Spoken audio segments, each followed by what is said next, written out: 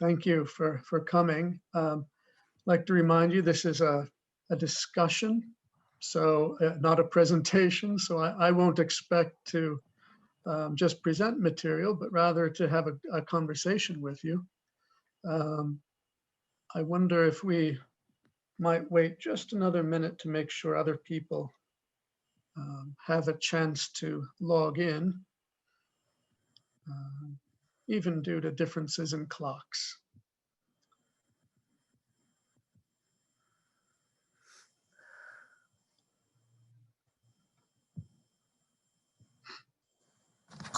So many people that want to. Okay, and I think you can tell that that this is not something where you should remain muted the whole time, because we do want to have a conversation. But remember, probably to mute yourself when you're not speaking, so we don't catch too much background noise and so on. So why don't we just get started with this discussion?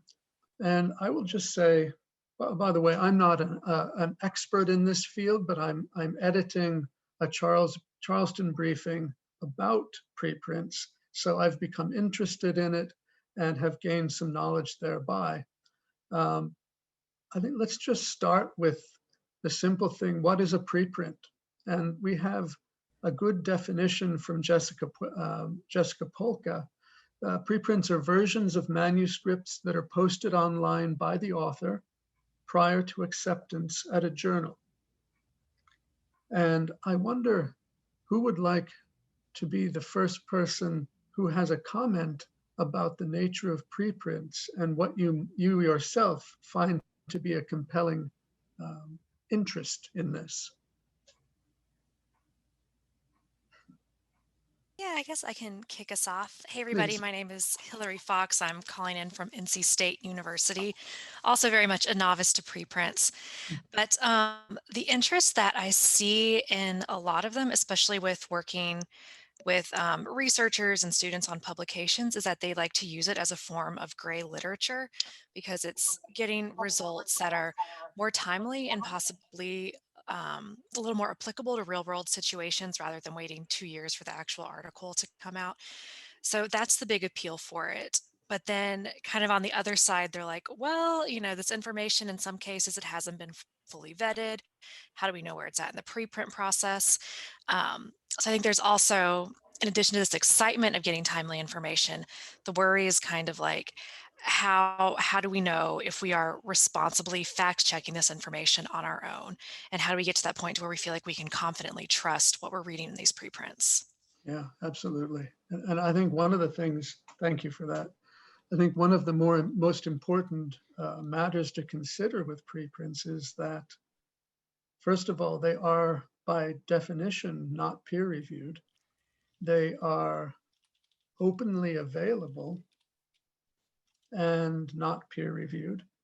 And I think this tends to bring into the discussion very quickly the question of how reliable a preprint is versus a published article. And also, as we have seen from the COVID-19 situation, not everybody is quite clear what a preprint is and how it may differ from a published article. So I think, as they become more prominent in the publishing landscape, there is also perhaps a need for people to understand better what they are and what they aren't.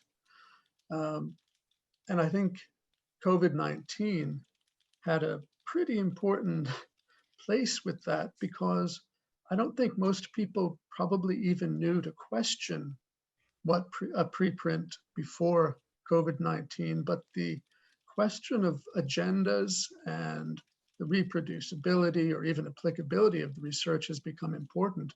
And I wonder how many of you in your various workplaces have found, as Hillary has, that there is discussion around preprints, specifically as preprints.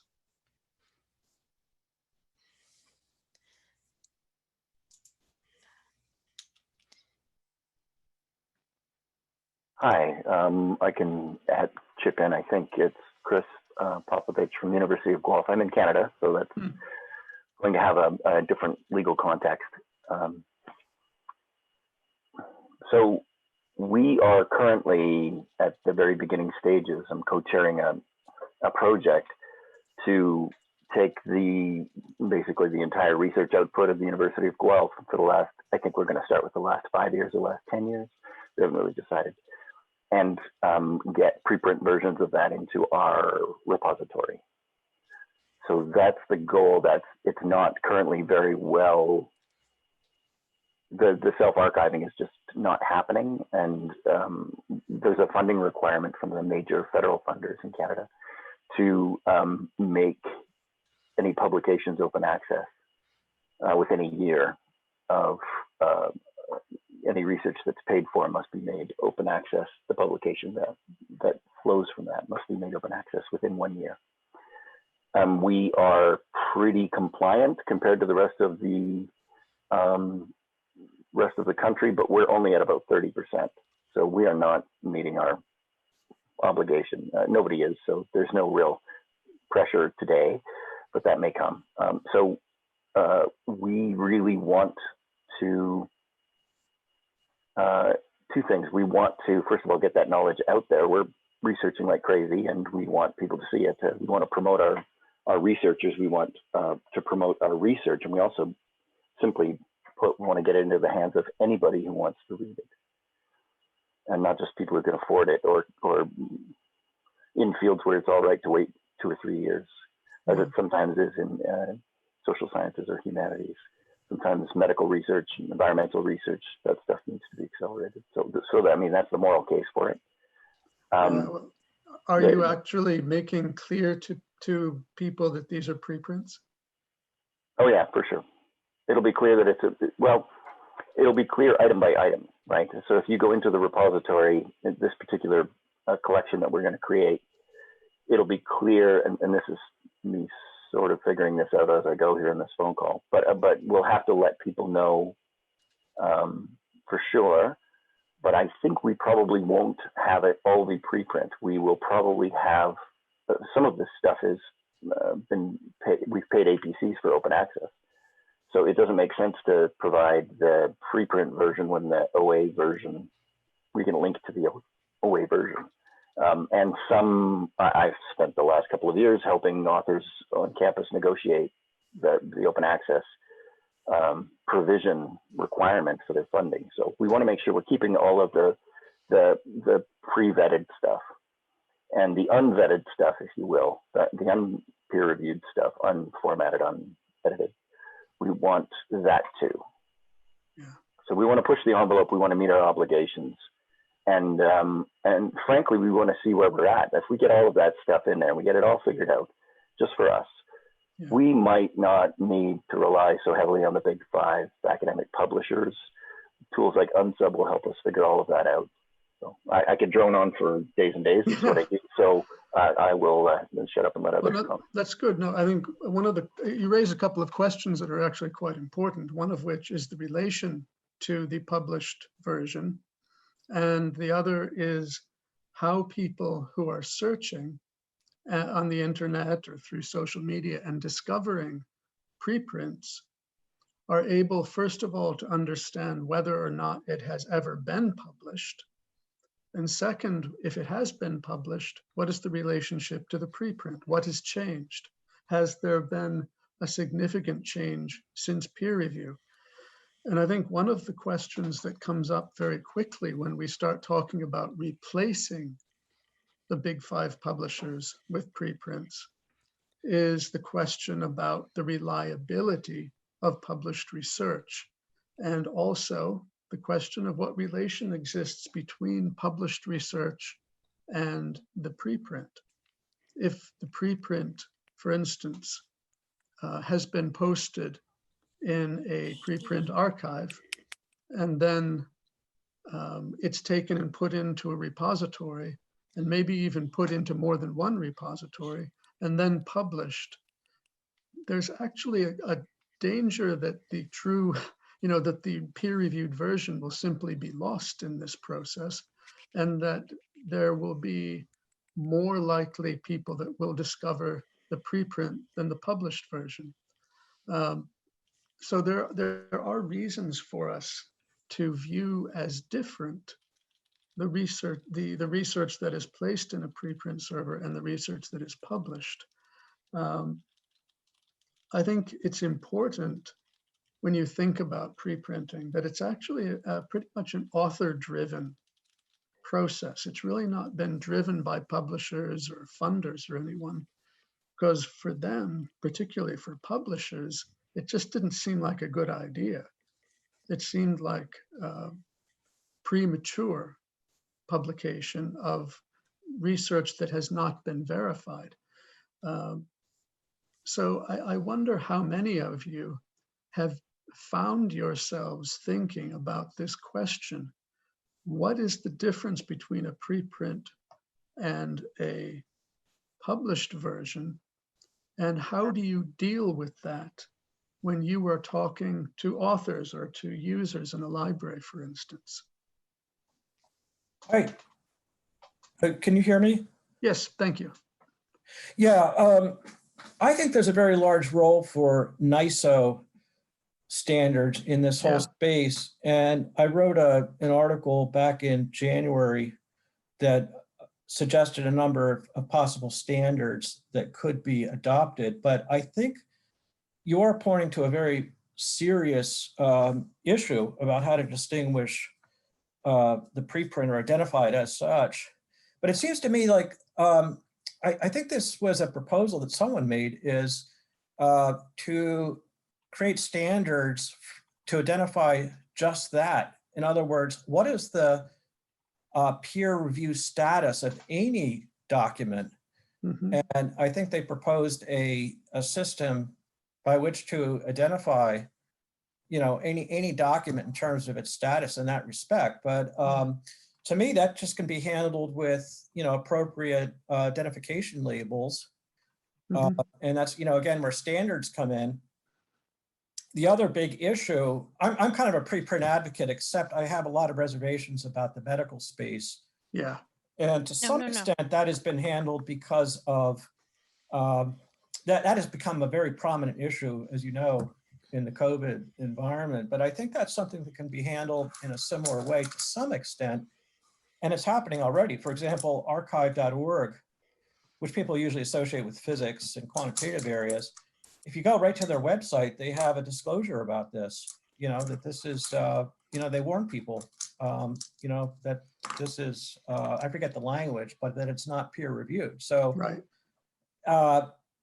but I think preprints have a very important role to play to me, they're just one more incarnation of a format that handles a very important issue in scientific communication, which is to establish priority of results. And historically, I think if you went back, if I have time, I want to work on this issue, but I think in the history of scientific communication, you're going to find letters playing that role.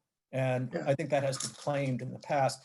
The other thing people worry about is the quality of these things. Well, Ginsberg, I think, was the founder of Archive, or one of the people, and he suggested that there was a certain amount of self-policing, if I recall correctly, that would occur. I mean, no self-respecting research group is going to put their name on a preprint unless it's, you know, unless it's, you know, something that they can stand by to some, you know, largely. I think we are looking at now at people who have agendas, who would regard themselves as self-respecting, but whose agenda may not be entirely rigorous in its in how they present the research. But that's where the labels come in. This is not subtle research. Part of it, there's an archive preprint that you can read if you have a lot of time.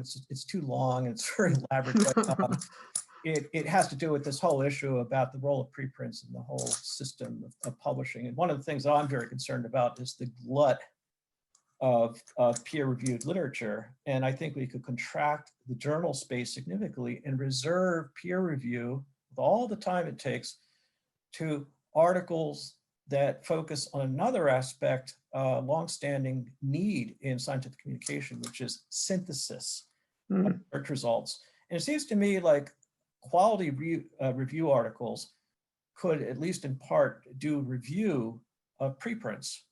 But the peer-reviewed would be reserved for a much smaller set of peer-reviewed articles, many or most of which would be review articles synthesizing research agendas. There's just too much salami slicing of research results.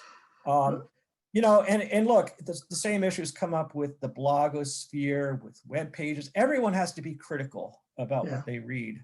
And my role, one of my roles as a librarian, is to treat people, you know, teach people how to be critical. Now, yeah, they're going to be journalists who don't do their job well, and they're going to misrepresent things, and it's happened during COVID.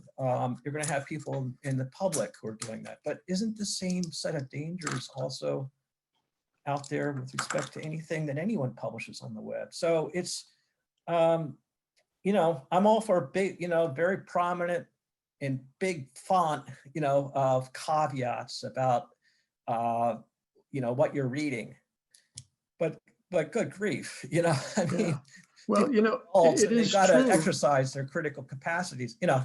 I just running on, but no, it's quite it's a good point, and I think I think we have some people here from publishers who might have offer a perspective about how publishers are beginning to integrate the preprinting process into the publication process.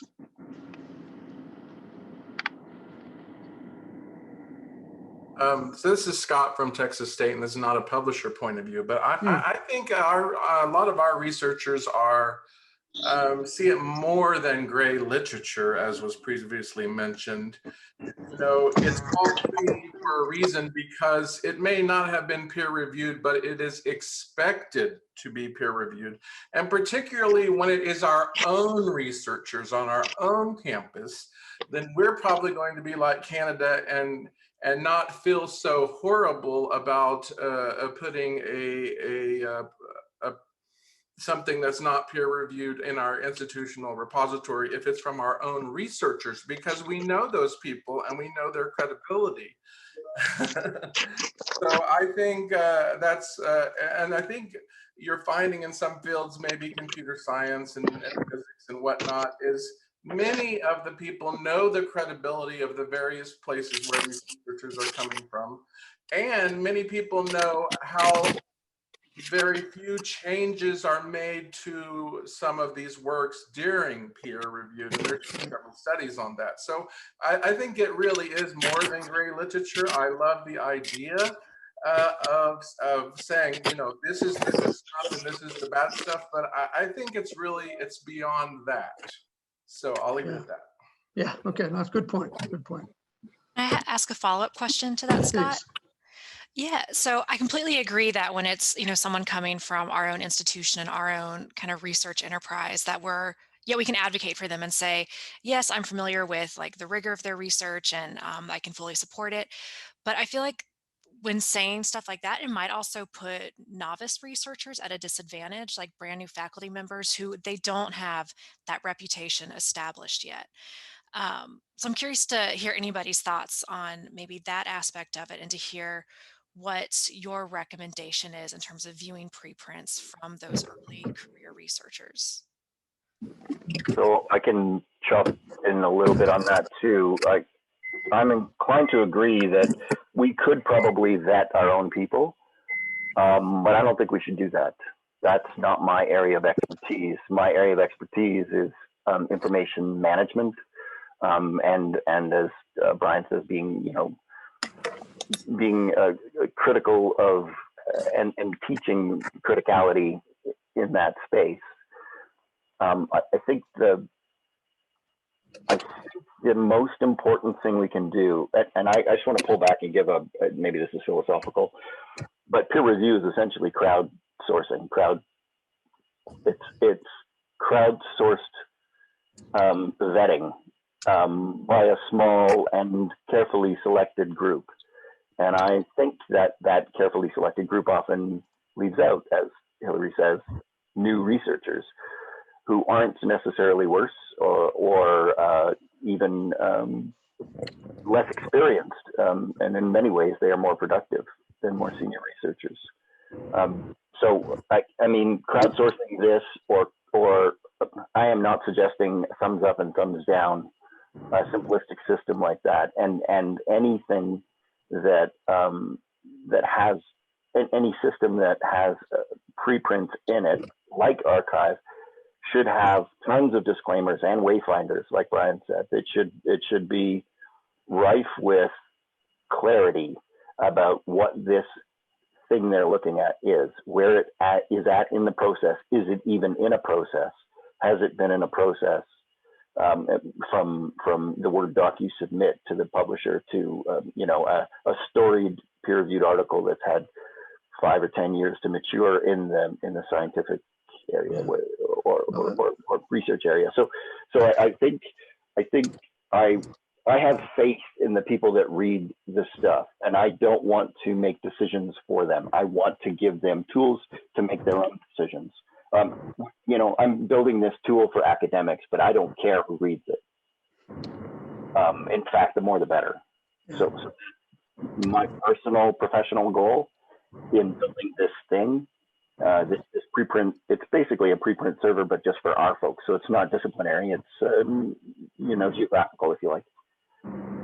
And I want everybody to read it. And we do have good Google juice, so we do have to be responsible about letting people know exactly what they're looking at, not telling them whether it's good or bad, ready to go or acceptable or any of that stuff. Just how it was built. Yeah, well, and I think this is really why, at some level, because this process was more driven by authors than by publishers and funders, but now publishers and funders are beginning to involve themselves precisely because it's very successful. And I think that we are seeing more and more publishers just say, how can we make preprinting part of the process of publishing, including what help could it be in the process of peer review? Because whenever you talk about preprints, peer review is such an important matter that we always come back to. And I'm curious if there are, I think I saw that there's someone from IEEE here. Hello, can you hear me? Yes. I'm here with my colleague, Jaylene. We both work for the IEEE. And I'm not responsible for our preprint server. I just know that we have this, at least I think, in beta for 1 year now, or maybe not anymore in beta. And we usually, when we meet young researchers, we mention them this as an option to make their research paper published at the time of the submission, the same time, and make it available as soon as possible. But then younger researchers come like, okay, but what if the paper is not going to be accepted, and can I submit the same paper at a different publisher? And it's not always the case. They don't accept because they consider this as a published version. So we have to be careful about this. I think when we talked or when we support young researchers to explain them, and also, of course, very young students or younger researchers, how they consider these papers. Because if Google and other discovery services are indexing these different versions, a student would never, I think it's very difficult for them to decide which version of the paper they find. I mean, I would have problems to find and decide this. So, well, they're starting to put preprints into PubMed. So, yeah, wow, okay. Yeah. Oh, yes, yeah. Only COVID right now. Oh, okay.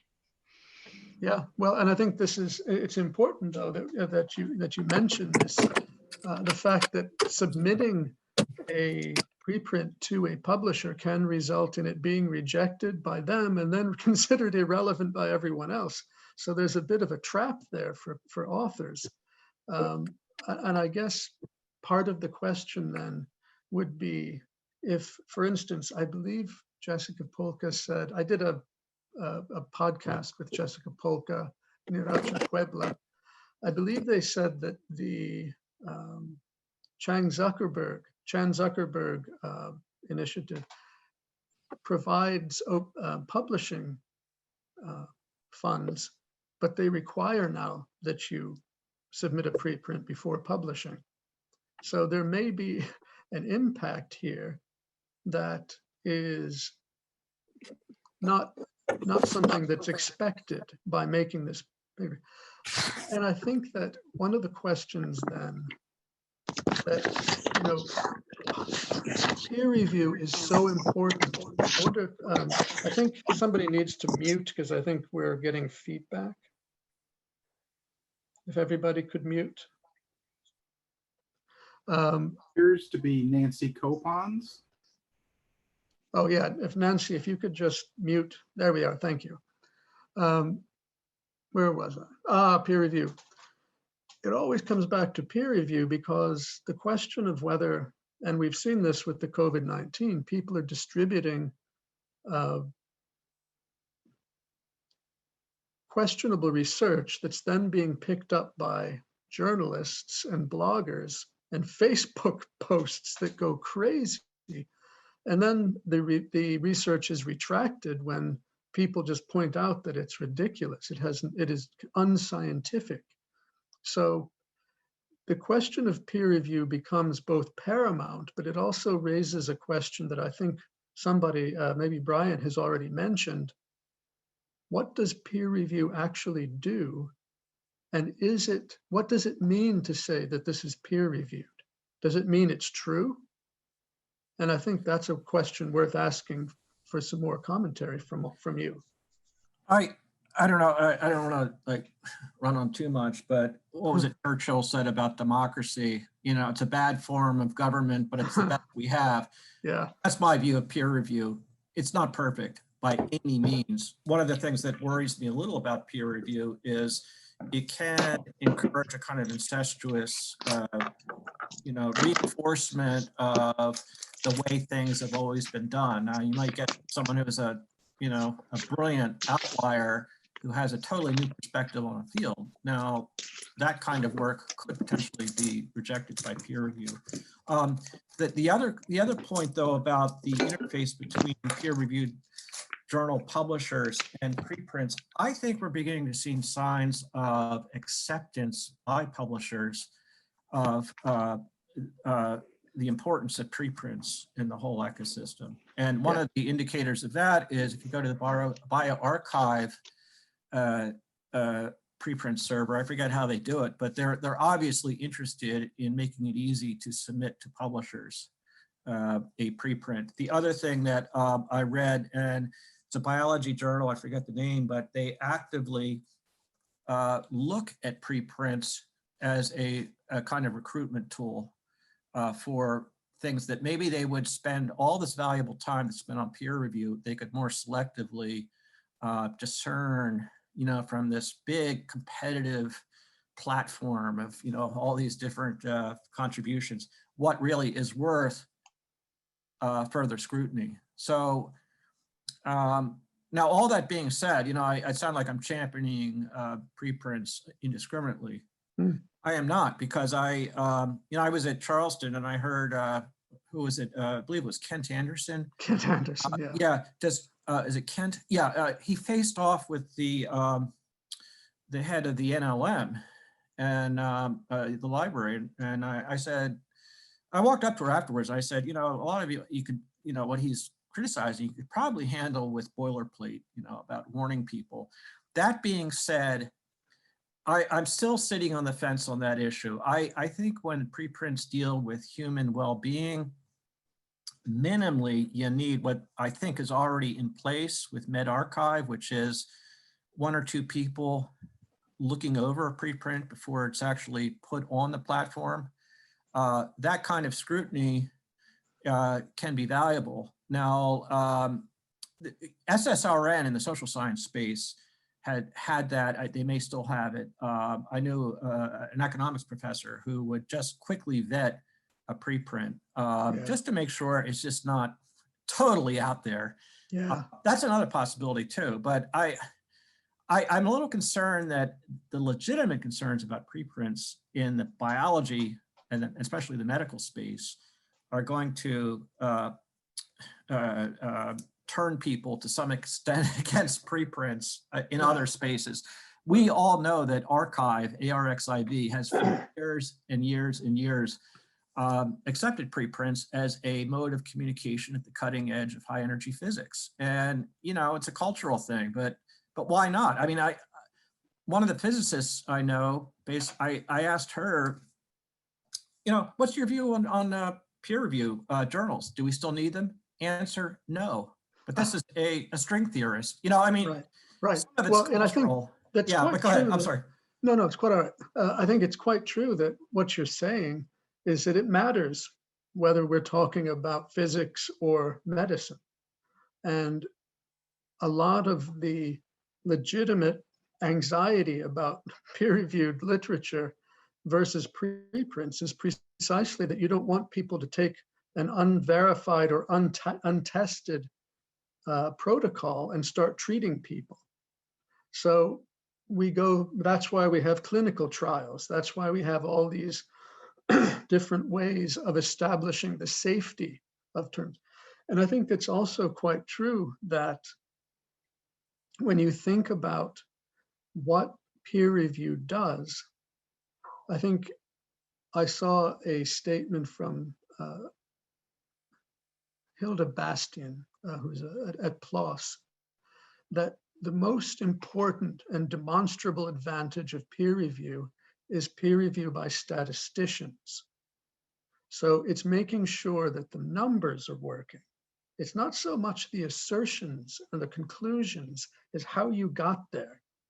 And I think it's very important for us to look at that and say, the arguments in an article about, I don't know, about something that has nothing to do with people doesn't have the same kind of importance as one in medicine. Please. Yeah, I you know, as I say, I've gotten, lack of a better word, a lot more conservative than I initially was after hearing Ken Anderson. I'm actually sort of much more aligned with Ken Anderson's view on biomedical, that biomedical space. But again, other areas where it doesn't bear directly on human well-being, we're okay. But you know, you would hope that people would act as sort of autonomous critical agents when they read things. But now you're talking in the biomedical space about material that journalists can abuse, which they do. Journalism is terrible in terms of, I mean, that's a nonpartisan comment. Yeah. It just, so there are some real dangers there. And part of me says, well, people are adults, you know, and they've got to interpret things and be discriminating, but they aren't. So I don't know, people could get hurt, but in those other areas, wide open. No, I quite agree. Yeah, that's Well, the and I other think, point that you want to make, though, very quickly. You point to something very, very important, which is the need across the board for the statisticians to get involved in all areas of science. Because people run these simple linear regressions and they say, oh, look what I found. And you know, statistics is a huge set of tools, and there are appropriate uses of certain methodologies and others not. And the problem there, though, is if you want a peer-reviewed, part of the peer review process to be relying on statisticians, it's going to make it extremely time intensive and very, very expensive. So how you handle that, I don't know. But you know, those standards of statistical analysis have to be handled a lot better than they have been. And I think it will take a lot of the edge off the reproducibility, you know, the claims that scientific research is not reproducible. right. If those higher standards, you know, part of it's training. I think people just need to train better, you know. Well, you know, being trained in doing peer review itself would be important. Yep. Well, and I think, you know, what you're bringing up is so important, because one of the things, for instance, how do we differentiate something that is accepted to be published in PLOS, the Public Library of Science, because it meets the standards of scientific rigor. That they're not saying this is true. They're not saying this research is verified to be true. They're saying that this meets minimum standards of rigor. So what if, what if medRxiv and others start doing this sort of curation? What is the difference between a preprint server and PLOS? Well, if the journal space were more was contracted significantly, then all that time that should go into really high quality peer review could then be devoted to a much smaller set of articles. And a lot of those articles would be along the lines of what in the medical field are meta studies. Okay, so you get a powerful statistician as a peer reviewer, along with maybe one or two other peer reviewers, and you have them look at a research agenda and analyze it statistically, rather than all this piecemeal analysis and peer review of little discrete pieces of, they call it in the publishing salami slicing, and we've all heard that term. It's ridiculous. I talked to a psychology professor. He said several years ago, what now would constitute an acceptable peer-reviewed article was, would have been just one section of a peer-reviewed paper. So it's getting more and more discrete, and part of it's a pricing crisis. Why are we paying so much for these journals? Part of it is it's just this glut, Yeah. Let someone else talk for a little bit. No, that's great. And I think one of the things that people have said that when they talk to authors, their primary, the primary value they see in preprints is speed to publication, and so that's an important matter for authors. The peer reviewing process, for instance, people have mentioned, and I would be interested if anybody has any experience with this, have mentioned that we already have a desire in many quarters for open peer review, more transparency in peer review, not having it be behind closed doors where you don't know who the commenters are, you don't know what agenda they may have, and let's have it out in the open.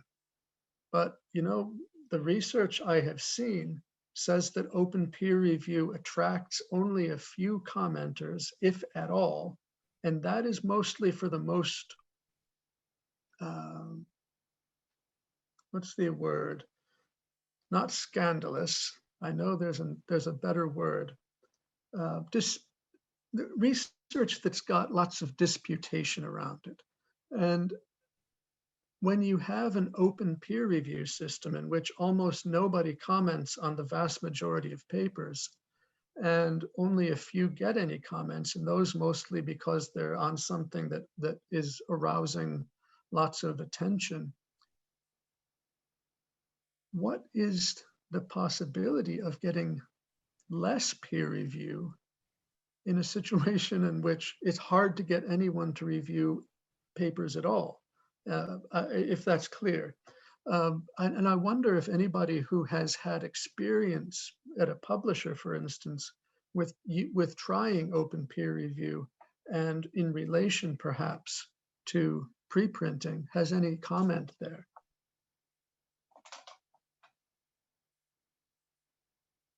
Or anybody who has a comment at all.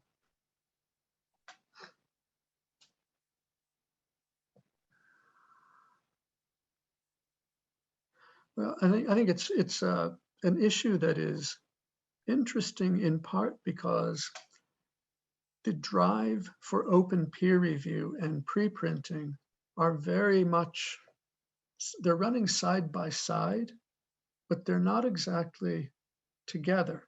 Preprinting is not necessarily peer review. You could get some comments and that could be helpful to your paper before you publish it.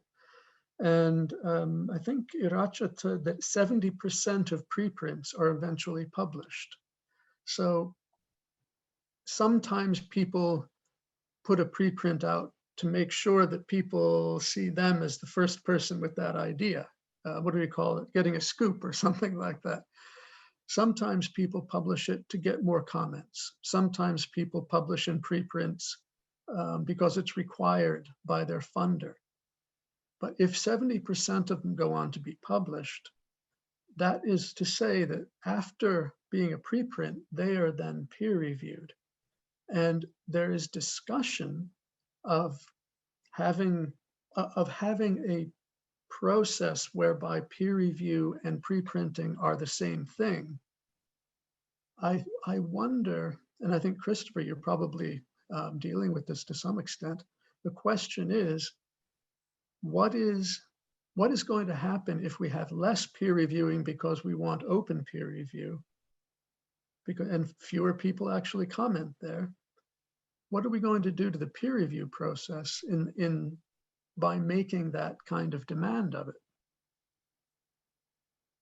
Yeah, so I'm only going to talk very briefly because I recognize there's only been a few voices heard on this call, and I'm one of them. I think that's not up to me. I'm not responsible, nor should I be responsible for the structure of peer review or lack thereof in physiology. None of those things are my area. My area is information provision and the critical evaluation thereof. So I wouldn't be involved in the peer review process. I would note that there wasn't one, or that it was done in a crowdsourced way, or that's my role. Okay, So, yeah, that makes sense. That makes sense. I would, hello? Please. Yeah. Susan. I think it's been shown that open peer review only really works for people that are secure and stable and are senior in their fields. Yes. People that are junior are not going to feel comfortable criticizing a paper of somebody who has the power to, essentially ostracize them. I mean, there are real power differentials here. So the whole idea of open peer review, I mean, it's nice, but I think it's based on some kind of utopia that scientists all just care about the science, aren't worried about their, are not competing. Yes. So these talk about open peer review, I just don't think it's going to become the norm. Yeah. I think what you're talking about, I'm a social science background. Yeah. It's cultural and institutional change that's going to be long term. Because if you think about the youngest scholars, they have grown up in a completely shared environment. And they're also, I haven't been in the classroom for about 8 or 10 years now, but my students were overwhelmingly self-confident. Their state of knowledge did not matter. They were very confident. And, that might also be something that comes up if open peer review is there and some people support it. It could be simply a matter of time before it becomes the norm. Yeah. Because I have scientist friends, hard science friends, and this business of the incestuous peer reviewers is, I wouldn't be surprised if almost every scientist is bitching about it at some point. Yeah. It is. I mean, I put a note in the comments. My friend who does lots and lots of HIV research, although he's on COVID now, his network of science people are focused on HIV reservoirs in organ tissue, but the industry as a whole is still devoted totally to blood. Yeah. So they will not really give any credence or publication to tissue focused research. Right. And that's, that's anti-scientific. Yeah, well, and I think what you're pointing out also includes the question of what gets funded.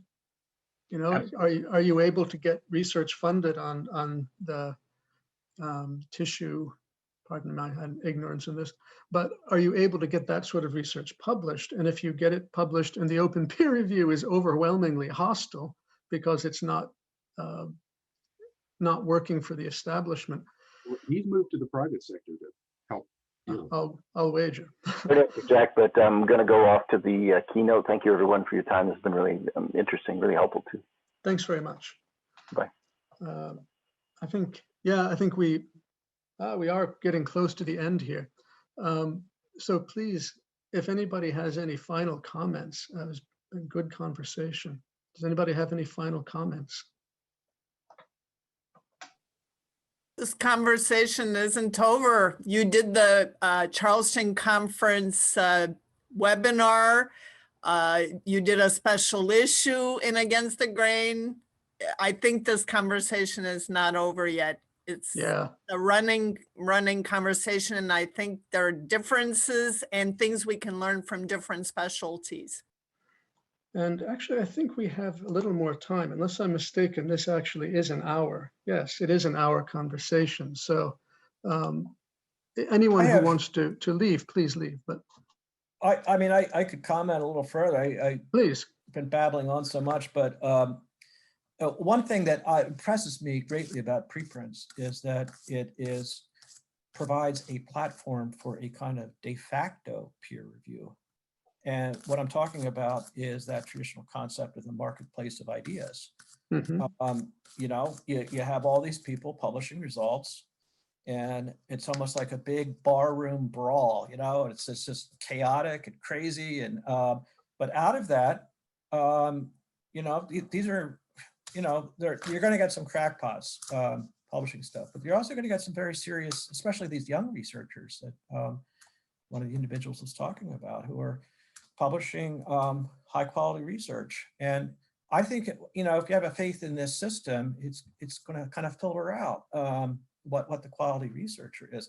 The other thing I really like about the preprint platform is, again, if you look at the history of science, this whole concept of needing a way to establish priority of results is very, very important. And tied to that, I think, is just it actually helps foster a kind of competitive marketplace in which people are striving even harder to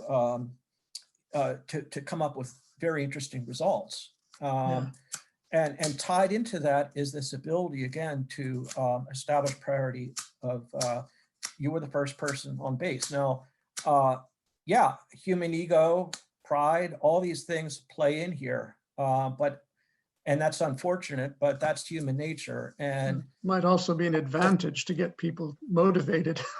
Yeah, it's a motivational structure. And, you know, it's a little, I analogize it to the whole you know, think of property, you know, property regime. You know, it can turn into a very covetous kind of thing where people are accumulating, you know, vast wealth and so on. But it also can be tied to, you know, creating a competitive structure in which, you know, you're accommodating human nature's, you know, desire to own your own thing and to maintain it. And, you know, there's some broad parallels there. So.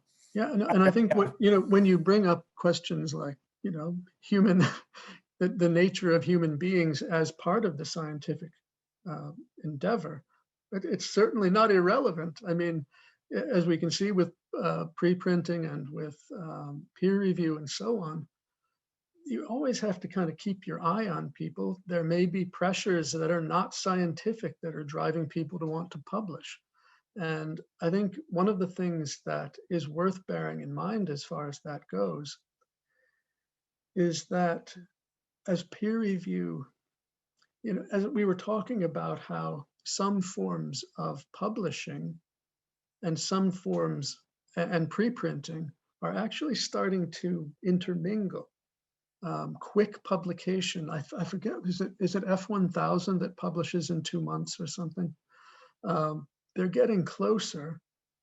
And the question of how you do peer review in that environment actually becomes very important, because that model of publishing with minimal peer review, the one that was established, I think, mostly by PLOS, is this a good scientific project? Do they have a good hypothesis? Does the data seem to support it?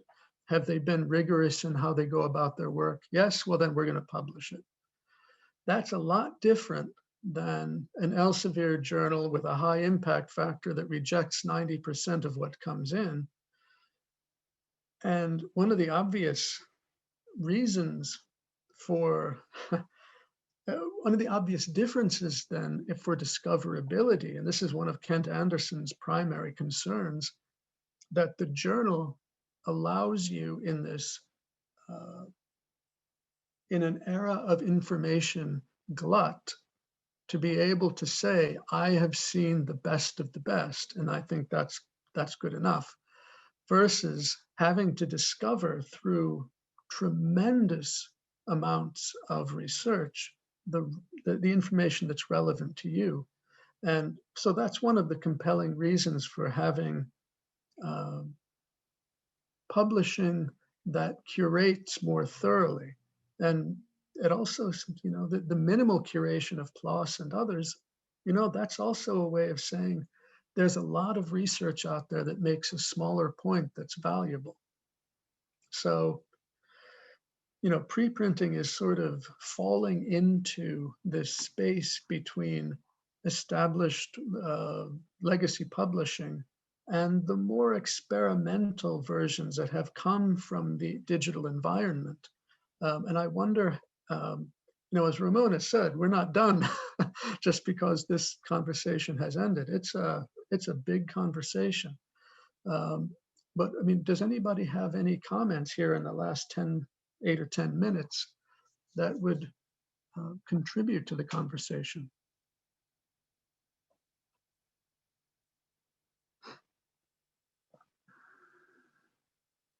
No, okay.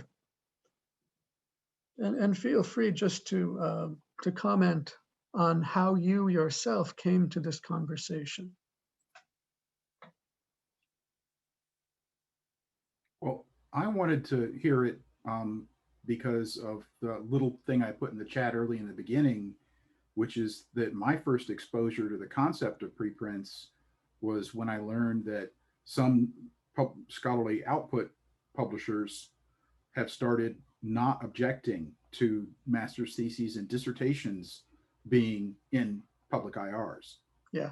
And that's just, that's not very old at all, but it's a very good thing in my opinion.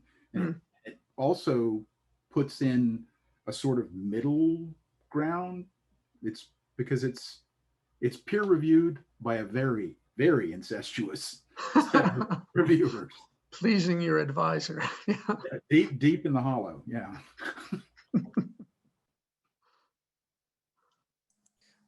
You know, one thing that's really quite valuable, I think, about preprints again, is it provides a platform for publication of negative results. And I don't have a problem with there being at least 30%. I won't have a problem with there being 90% of preprints that never get published if it does provide that kind of platform. That's quite true. Yeah, we all know that the type of science that gets funded and gets all the public attention is, you know, what sometimes people call gee whiz science. And but there's a tremendously important role for just, you know, as you say, less spectacular kinds of results, and but also negative results, so that people don't go down blind alleys. You're helping out the scientific community, the allocation of resources in it toward things that have more promise than other things. So yeah, no, it's quite true. And I think what you said is true, that, you know, negative results are not published for the most part because people don't want people to see that their research was not successful. But it would save time if other people could look at it. It's also interesting, now that you mentioned that aspect of things, the reproducibility of research is already come to be something of an issue, that people are looking at published research. And this is why, again, to go back to the question of using statisticians, as peer reviewers is probably the part that is the most important. When you think about the amount of research that it gets done, gets published, and then nobody else can reproduce it, is a lot. And that could be due to different differences in statistical method. It could be due to different environments, even if a place is more humid than another place. All kinds of things can make research unproducible, but it is a bit concerning that the amount of peer-reviewed research that is published that cannot be reproduced is pretty high. And so when we say, well, preprints aren't peer-reviewed, we don't trust them. That's extremely true in the social sciences. Yes. Our libraries actually recently hired a reproducibility librarian. I wonder Really? if anyone else from library land did that yet. Trying to find a librarian who can do statistics is not going to be easy. I couldn't do them to save my life. Well, One of the ways around that is Yeah. is to make the data and the analysis also as objects, if you like, Yes. digital objects. Yes. I guess it wouldn't have to be digital, but of course that's much better way to go. The raw data with README files, explanations about how it's linear form, all of that stuff, right? I recognize that everything that I'm talking about requires mediated input into a repository of some kind, because researchers aren't going to do that. So we do it for them, or we help them do it, or we help them explain it to their grad students and then help their grad students do it, is usually what happens. And our goal is to take the entire process from the aha moment while you're drinking a cup of coffee as a researcher to it's in a story journal and published, and 5 years deep into being in the public sphere, to take every piece of that and bring that forward. The citations, the versions of the citations for preprints, for the postprint, for the publisher approved, if you like, version. I think if we can demystify and uncouple control from all of those different pieces and put them into the hands of anybody who wants to read them, anybody who wants to redo the analysis, then there's no mystery. Yeah. There's no, or at least if you've got the expertise, the time, and the inclination, there isn't any mystery. But that's always the case anyway. You always have to know what you're doing. I'm not a statistical I have some background in that, but that's not probably the 300th best person on my campus who works on my campus. And then there'll be 1,000, 2,000 students better at it than me. Yeah. And so there's no point in being involved in that, or even vetting the process, or being involved in the process. And when I say no point, I can't do that. Yeah. That's up to everybody else who does this work to do that. Right. If you're an environmental scientist or a social scientist or a microbiologist, and you have a plan, great. Let's hear the data, the plan, the methodology, lay it all on the line, and make all of those protocols perfectly clear. It's happening in medicine a lot. And if it gets to be too big and too complex, there's lots of room in that milieu for systematic reviews or rapid reviews or some other aggregating animal like that. And that's work that can be done as well. That's perfectly valid work. And let's slap durable object identifiers on that and throw that out there too. Yeah, well, I think that's one of the things. My goal is to get it out. No, it's good. It's good what you're saying, and I think one of the difficulties, even Elsevier and Wiley and these people are having trouble finding people who are good enough with statistics to do this work, and to get them to commit the time. They just can't find enough people who can do it to really to really have a systematic way of doing it. But if it's not going to happen if only a few people have access. So what you're saying is quite true. The data, the analysis, the peer review, and all that. If that's public, then it's more likely that there will be analysis. Okay. Well, it looks like it's 10 o'clock. I don't know if there are any final comments. Like Patricia Brennan said last year, let science correct itself. Yeah. It's all about our different roles. It's not up, caveat emptor. I mean, even Lancet had to withdraw a series of articles. So, yeah. And that was in the peer review literature. So I think it's not our role to say, medicine, you can't do this. Social sciences, you can do that. Right. Yeah. Thank you. Well, thank you everybody for coming. I really appreciate your willingness to talk and all the information you brought. So as Ramona said, it's an ongoing conversation, so keep reading. So thank you again and take care. Thank you, Matthew.